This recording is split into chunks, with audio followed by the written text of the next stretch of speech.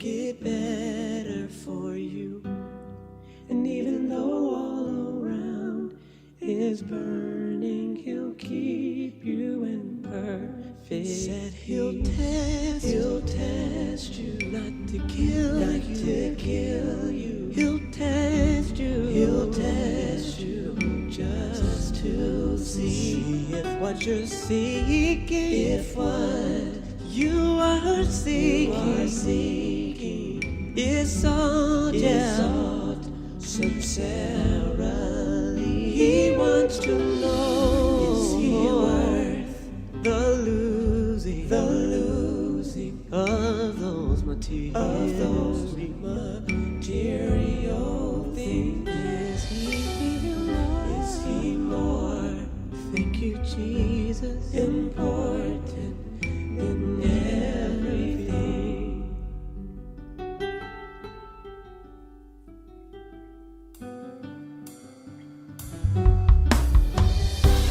More than what a name will give you, more than what this world will sell you, more than what you think, more than what you think can save you, more than these, more than all the hurt you swim in, more than the hurt you swim in, more than the lie you're living, more than the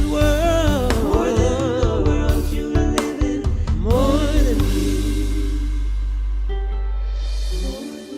Do you love him, more than me? Do you love him, more than me? Do you love him, more than me? Do you love him, more than me? Do you love him, more than me? Do you love him,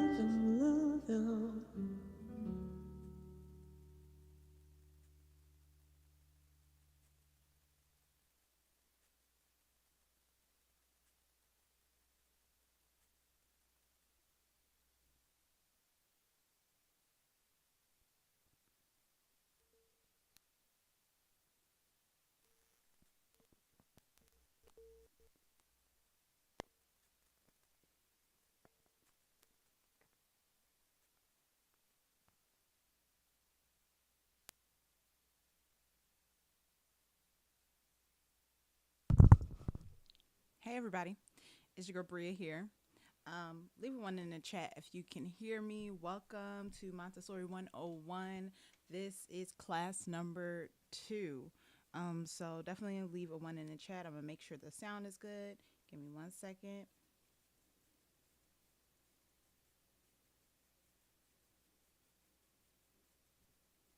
I think we're good.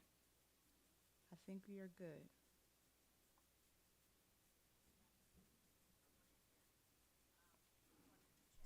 Okay. So, welcome to Montessori 101. We are in the process of kind of the beginning stages of understanding the Montessori approach to learning. Let me adjust my mic a little bit. So today we are going to kind of address the common mistakes that we make starting out with the Montessori approach, as well as how to fix them, how we can be a more intentional parent, and how we can be equipped to teach our children in an effective way without feeling overwhelmed at the process. There are many ways to teach your children. I just know that for me and my kids and my family, that the Montessori approach has been very much helpful to their development. So this is what I advocate for. This is what I teach, and this is what I'm a continual learner about the Montessori approach. If you don't know what the Montessori approach to learning is, I have a initial video. If one of my mods can put it in the chat at some point, the initial video where I talked about the history and the application of the Montessori approach, foundational. So it's like the foundational class. It's not as techie as this stream, but it definitely gave you the foundation to understand what it is that the Montessori approach even talks about. So let's get into class number 2, and we're talking about the common mistakes. So if you have a notebook, take it out, write some things down. This is going to be really important for once you start seeing and searching out Montessori education.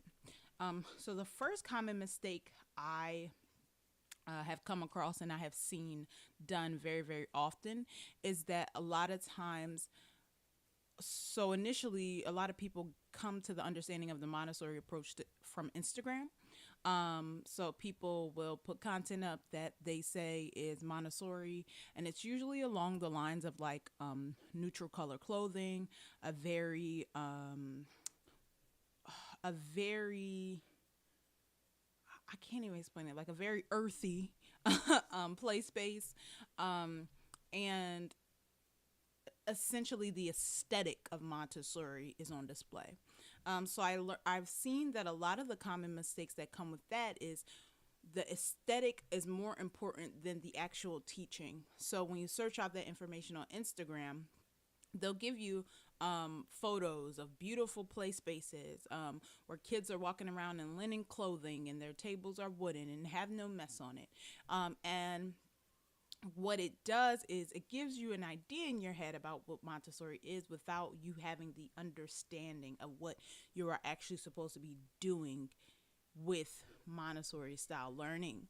So the biggest ways we can fix that is when you have a desire to search out Montessori learning, it is better for you to seek out education-based information, meaning that don't go to Instagram and start following people that say they're Montessori moms and dads without having a foundation of understanding backed by some sort of education program.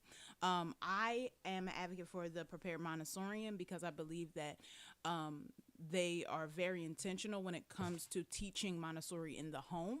I've taken that course, Montessori in the Home, as well as some other courses through the Prepared Montessorian.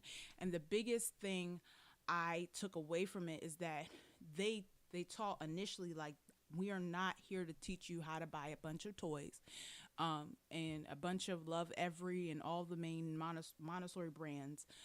We're here to teach you what Montessori is and how you can actually apply it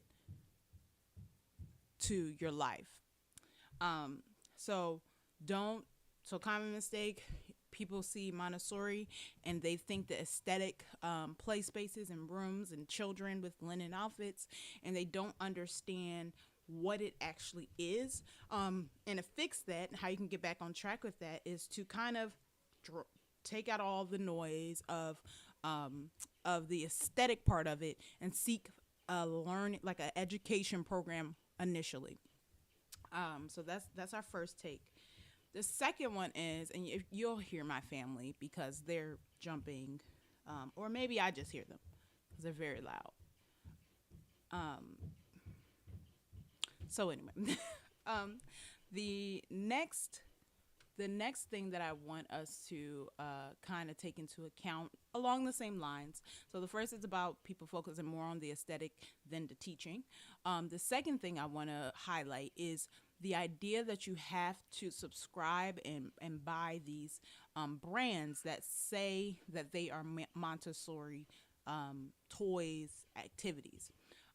So the first thing that I want to highlight and make sure you guys are aware of is that the word Montessori was never patented. Like, it was never like Maria Montessori, the person who created it, never sealed what could be classified as Montessori in terms of items. I mean, this is like, I think it was like 18 something when she kind of coined this term and began to kind of do her teachings on it and writing books about it, but she never coined the term. So when we look at like Amazon and we look at brands like Love Every and that type of stuff, although it says Montessori on it, there's no governing body to say that this is actually a item or an activity that is Montessori supported. So when you go on Amazon, thank you, honey. When you go on Amazon, you'll see, if you look, like, even if I look it up right now, right? You'll put in Montessori toys. And what'll come up is a lot of things. So you'll see a lot of like neutral color blocks and um, uh, rocks and all kinds of things and toy boxes and busy boards and all of these things that are not necessarily Montessori, with the exception of the object permanence box, some of the lock and key type activities and toys. But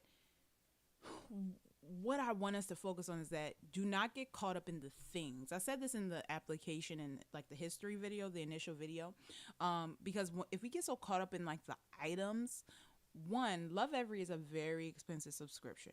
And I'm not saying it's like the most horrible thing in the world, but I do think that there are a lot of things that we can use already in our homes to teach the Montessori style approach to learning. It does not have to be it does not have to be these monotone toys.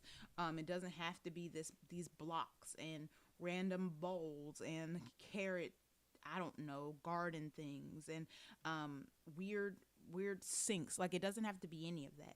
And I think that a lot of times in conjunction with the whole seeing everything on Instagram, a lot of these people who are promoting the Montessori style approach to learning, which I'm glad that people are promoting it, but I think where we fail is that we don't do enough research.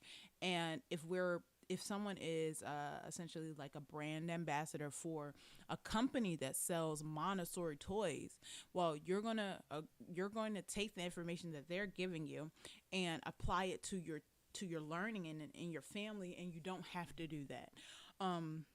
The whole reason why I even started to share, and I shared this with Ali on Real Fin Sapiens channel, the whole reason I started even sharing about how I came to understand the Montessori teaching, I saw that it was very whitewashed. It was very Caucasian. And I realized that people that look like me, with the exception of what Dad did, I love his page, and a few others, I didn't see a big push for people of color to at least try a different style of learning for their children. During the pandemic, I saw a big push for homeschooling in the African American community, which I was very excited about. As I grew my little babies, I wanted my kids to be homeschooled. But with that, when I found the Montessori approach, I didn't see many children of color or families of color represented in that space. So I wanted to be essentially one of the first. I wanted to do the research. I wanted to get the information out there. And I also wanted it to be accessible for us to learn and do. Because what I also understand is that a lot of times there's a lot of financial gatekeeping, meaning that if someone can't buy a super expensive course, then they don't have access to the actual history and understanding of the Montessori approach without doing like a deep dive of research. So I wanted to be the person to do that. I'm also formulating kind of like a reading list. We're going to have like a whole course coming out for those who have a desire to teach their children a Montessori approach, so that we can learn together and not be so prone to make those mistakes that I think are detrimental at the end of the day. It's detrimental to focus more on the aesthetic of the Montessori approach rather than the actual teaching and learning part. It's also detrimental to just be a consumer of Montessori tools, toys, without understanding whether or not those are actual Montessori items. So that's what I'm trying to do. It's a process. I have 2 kids. I have a husband, so it may not be recent. I did write a book. It's available on Amazon. You can only get it on Amazon. Pre-order was a nightmare. So I just get it on Amazon if you want it. I'll leave the link after this stream is over. And I actually can put it in the chat too. But that is the second mistake. Do not get caught up in the items. Do not get caught up in the, what monotone or natural colored items that are still actually very man-made. Because the reality is a lot of what Maria Montessori is focuses was when it came to materials, because that's what she called them. She didn't even call them toys. Montessori materials was that they had to be intentional in that they had to be closer to nature, meaning that their real wood and their actual like it was an understanding for like a grounding and a connection to the materials. When you think about plastics and silicones and all that type of stuff, it's really distant from our personhood, if that makes sense. Meaning that, you know, the natural things, we have more of a internal connection to them, and thus with that, she saw that we were able to the children were able to value the materials more. There was less destruction of the material or misuse of the material because it was more natural, it was more grounded, if that makes sense. So don't get caught up in the materials. The third thing, and this is the last thing that I wanted to discuss, is the inability for us to be patient in the adjustment from like traditional learning to the Montessori approach. Meaning that we will get the information, start to apply it to our children's lives, change out spaces, remove toys and materials and all of these things. But we're thinking that it's going to be a quick turnaround for our kids to actually get in the groove with this new system of learning.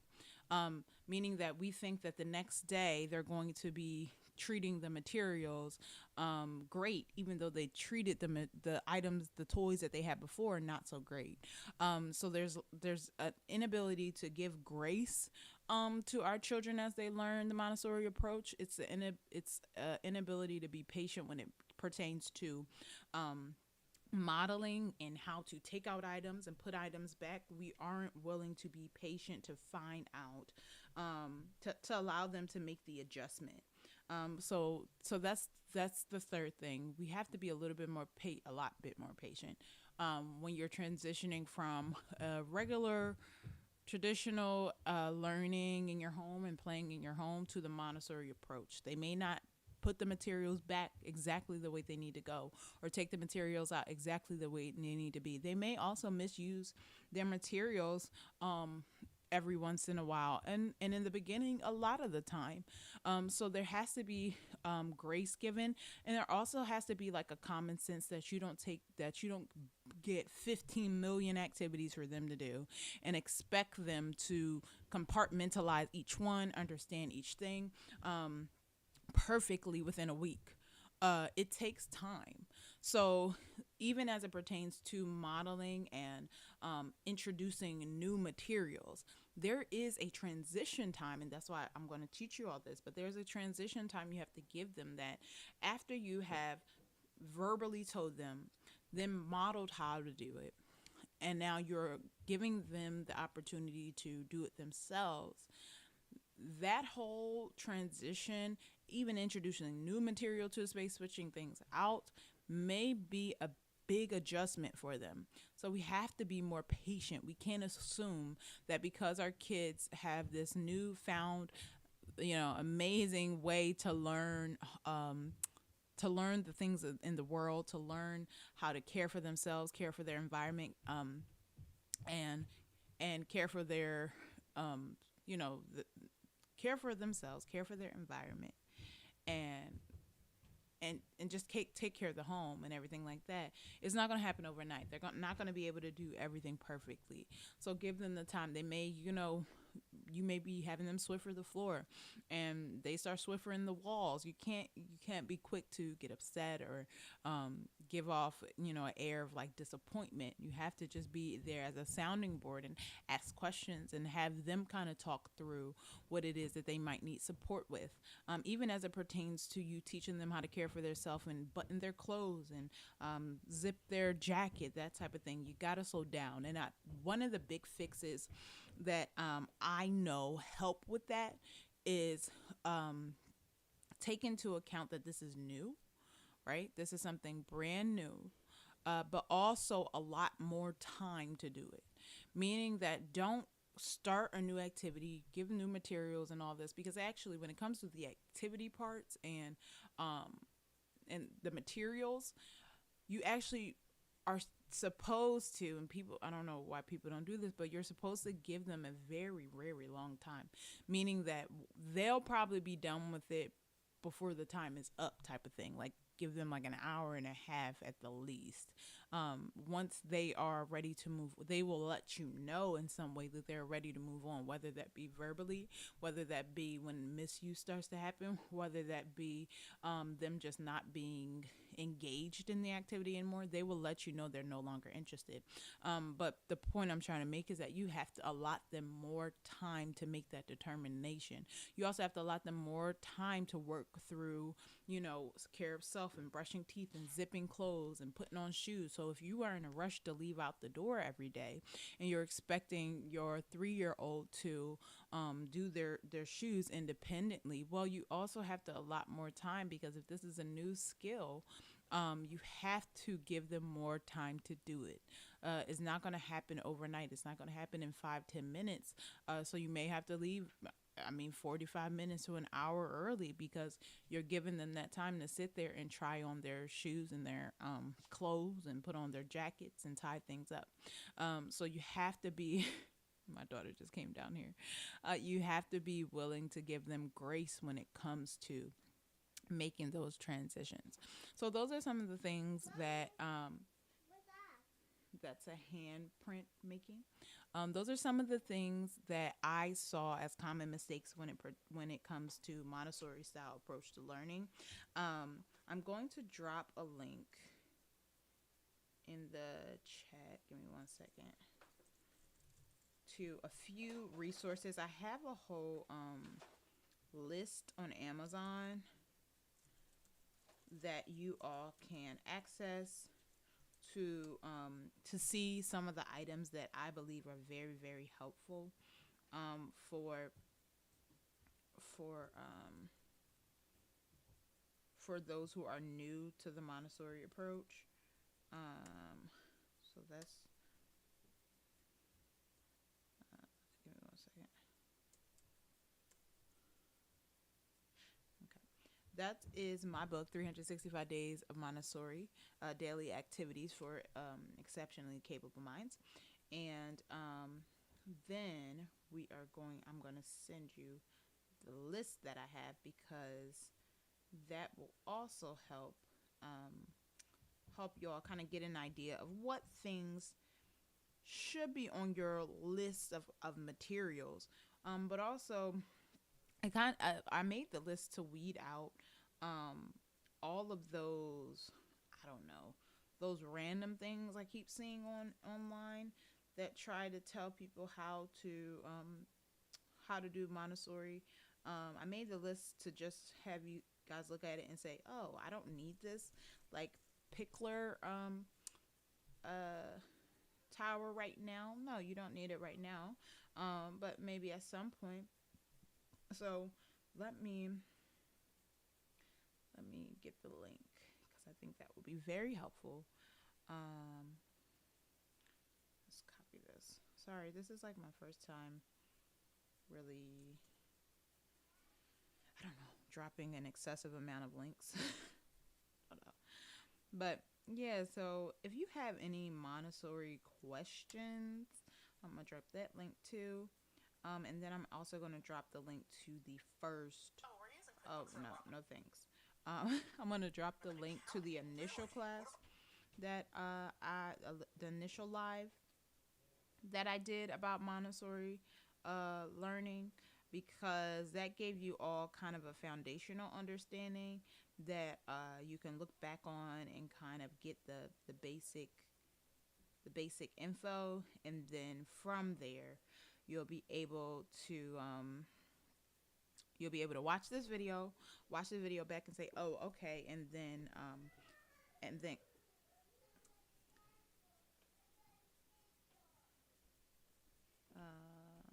no, I didn't get the link. Jesus. Okay, hold on. Share. Okay, did I do it? Is it on there? I don't know. So if you have any questions, hi Dope Law, thank you so much for tuning in. We're talking about Montessori teaching. If you wanted to ask any questions about that, ask any questions about me or my family or my husband or marriage. Drop any questions. And I'm going to share the link to the last live I did about Montessori, so that you all get the history and you're able to teach your children and, I don't know, be more of an intentional parent. If you guys saw my clip on Allie's channel from my interview I did with her, when did I do that with her? Maybe a month and a half ago. It was just kind of giving the understanding of what the Montessori approach is. And it was a lot of good comments on there from people who had taught Montessori, from people who had went to Montessori schools.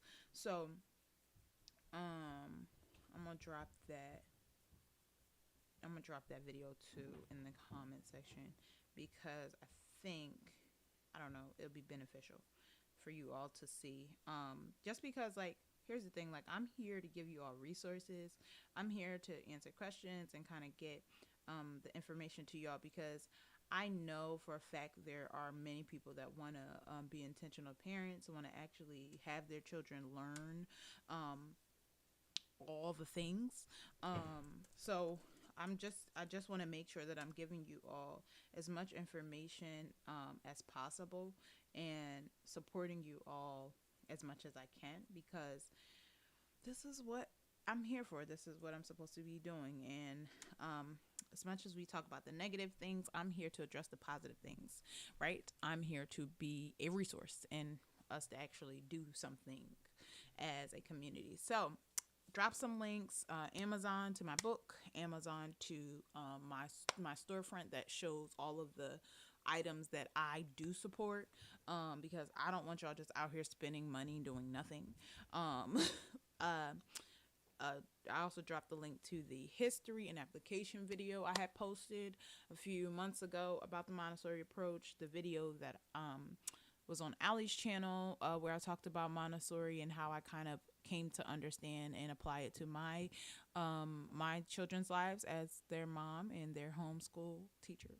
And also my Instagram, because I do share information there pretty much every day on my story. So if you follow me on Instagram, you'll probably get more of like the up-to-date information as I get it, because I'm always wanting to share information that I think is helpful and resources that's helpful. I shared actually on here about the Eagle's Nest Live that would be great for you to look at for teaching your kids about the circle of life of birds. If you do like a study on egg hatching or that type of like science information, maybe if you want to teach about the bald eagle and the national bird of the United States, like there you go. There's a whole eagle's nest you can watch live where they are growing their baby eagles. So that's pretty much me. If you have any questions, leave them down below. Oh, okay. Leave them down below. I can. Oh, thank you to applaud. I'm trying to listen. Struggle streaming.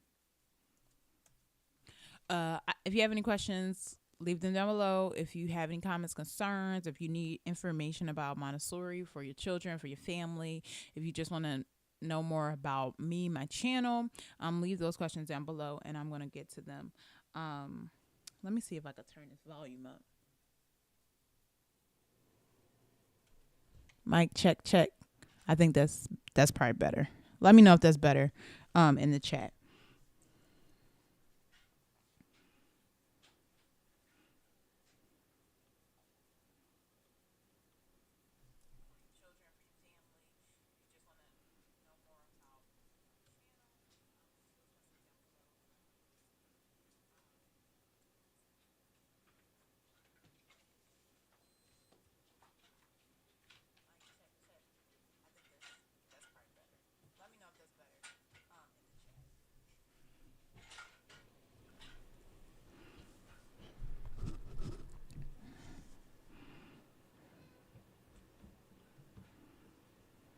Awesome.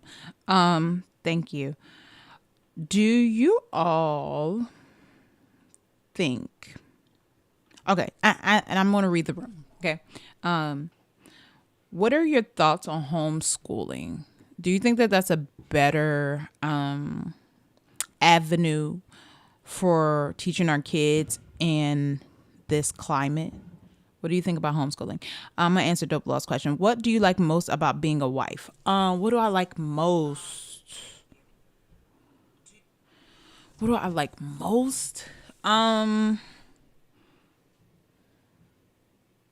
think I don't know if this is particularly me being a wife, per se, but my husband is literally like my best friend.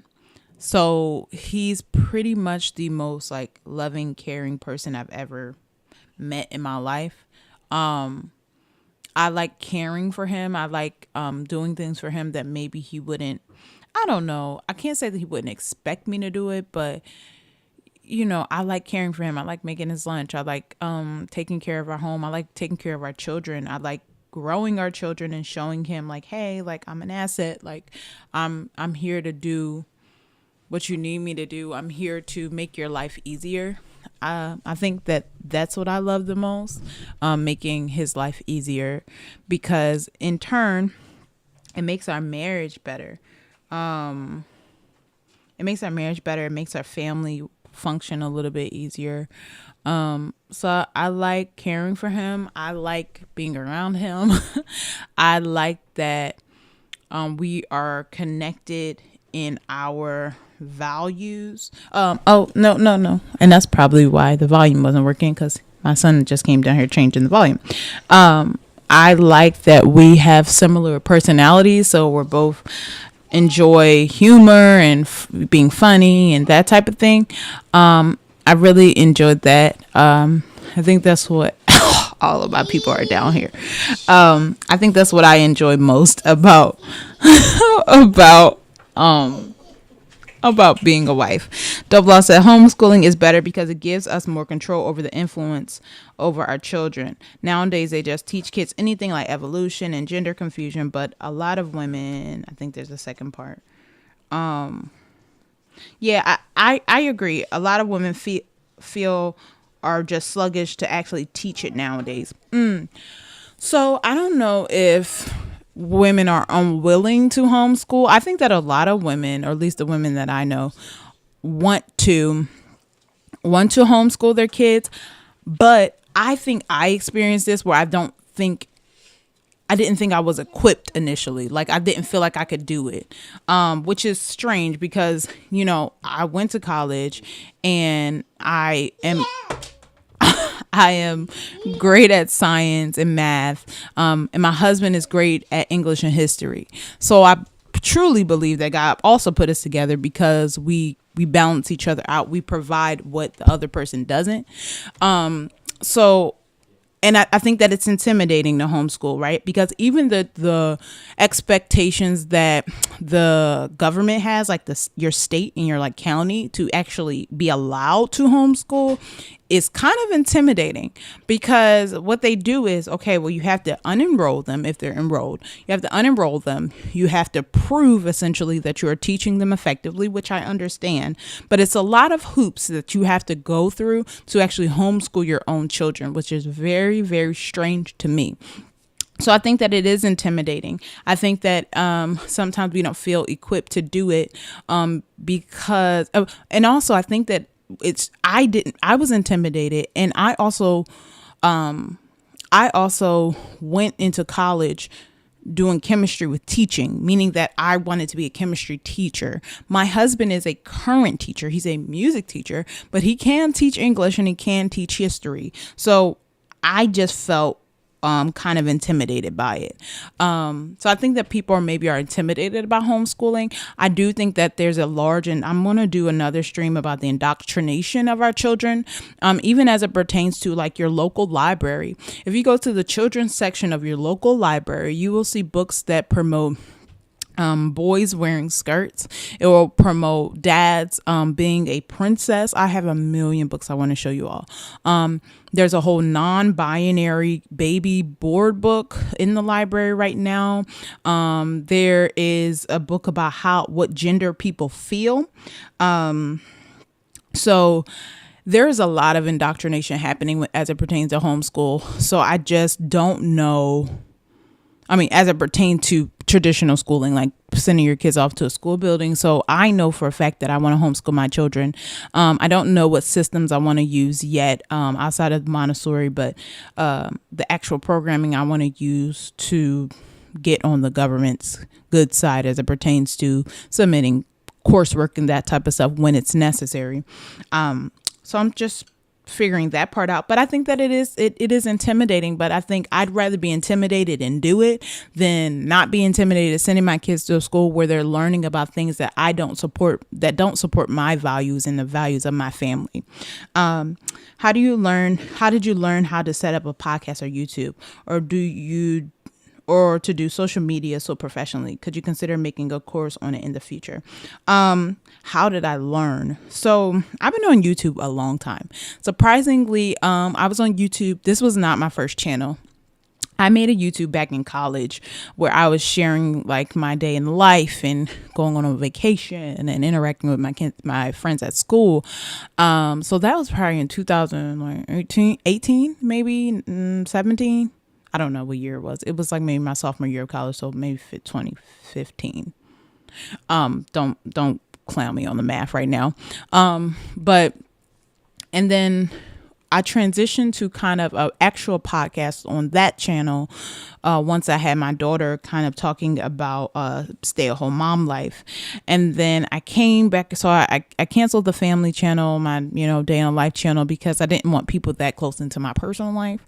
And then just recently, Allie really encouraged me to do the podcast thing. My husband's great when it comes to like tech, music, soundboards and all of this stuff. So really he was an asset to even my whole setup for my stream.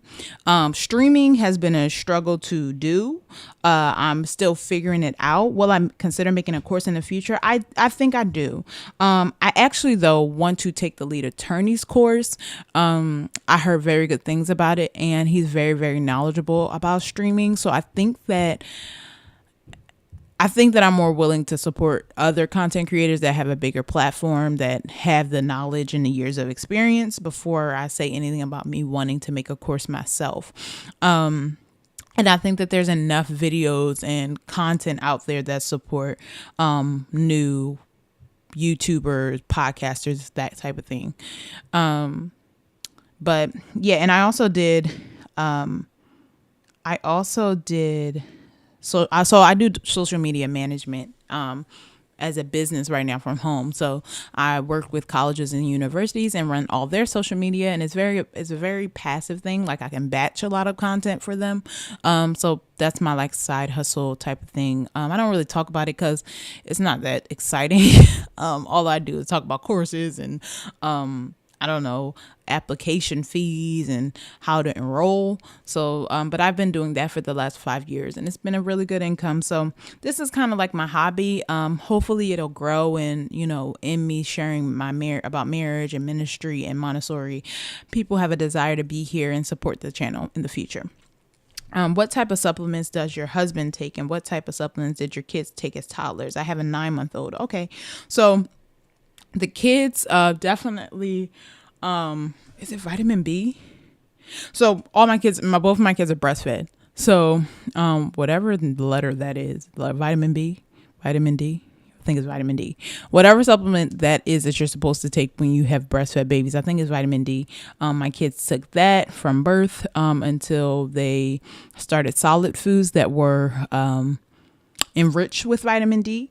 Supplements my husband takes, he doesn't take any supplements. We're big on getting our vitamins and minerals from food, so we're big on filling in those gaps with food, and then and like enriching iron, that type of thing. that's maybe one of the supplements we take.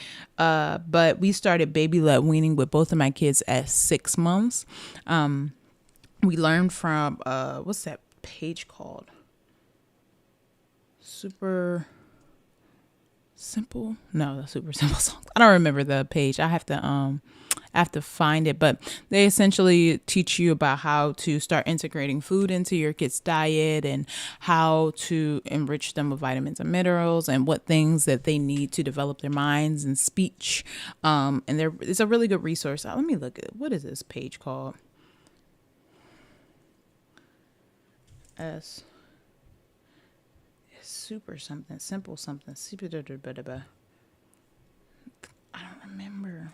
Oh, Solid Starts. I'm like, oh, so it's called Solid Starts. That's a good place for you to kind of start understanding your kids, and eating habits and that type of thing, and how to make sure they have the vitamins and minerals that they need to have a balanced diet. That was a resource. That's the research that I use. But I'm about to get off of here. My kids are about to go down for a nap. As you get bigger, please consider giving me a wrench and a moderator status. I will do. My husband is my mod right now. He's the OG. So as I grow, I definitely will look to add other moderators. But thank you so much for being here, you all. Dope Law, my husband, and those who watch the playback of the live. Definitely be sure to comment, like, and subscribe to my channel. I pray that this live blesses you. I pray that you all have a fantastic week, and I will see you all later. Peace.